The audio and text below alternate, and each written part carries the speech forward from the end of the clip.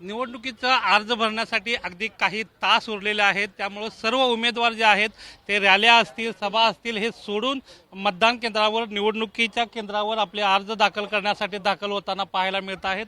मुंबईतल्या नेहरूनगरमधलं हे मी चित्र दाखवतो आहे, ज्या ठिकाणी उमेदवार जे आहेत ते आपले अर्ज अंतिम टप्प्यात भरताना पाहायला मिळत आहेत. 160 जो कुर्ला यल वार्डमधला जो वार्ड आहे त्या वार्डमधून शिवसेना उद्धव ठाकरे गटातून राजेंद्र पाखरे यांनीही उमेदवारी अर्ज दाखल केला. आपण त्यांच्याशी बोलणार आहोत. काय भूमिका आहे, निवडणुकीचा अर्ज दाखल केलाय? विकासाच्या मुद्द्यावरनं निवडणुकीचा अर्ज दाखल केलेला आहे. समाजाची सेवा करायची इच्छा आहे, हेच ध्येय आहे. कोणते प्रश्न प्रामुख्याने सोडवणार? नगरसेवकाचे तर प्रश्न सोडवणं विभागामध्ये असे स्कीम्स आणणार आहेत की कुणी केले नसतील, ते करून दाखवणार 2 वर्षात. उद्धव ठाकरेंचे निकटवर्तीय म्हणून तुमच्याकडे बघितलं जातं. तुमच्या वाढदिवसाला स्वतः पक्षप्रमुख उद्धव ठाकरे आले होते, बऱ्याच गोष्टींवर त्यांनी भाष्य केलं होतं, खूप अपेक्षा लागलेत. साहेबांचा आशीर्वाद आहे म्हणून झाले ना, आणि देवाचा आशीर्वाद, साहेबांचा आशीर्वाद असेल. साहेबांनी माझ्यावर विश्वास केलाय, मी ही तिकीट बहुमताने जिंकून दाखवेल.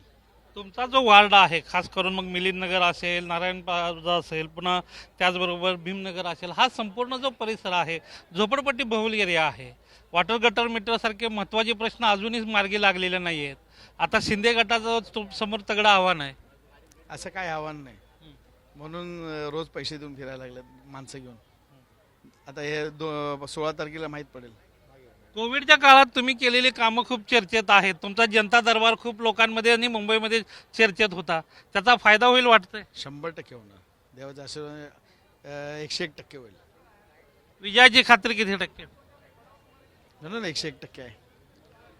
मुख्य अजेंडा नगरसेवक झाल्यानंतर काय असेल?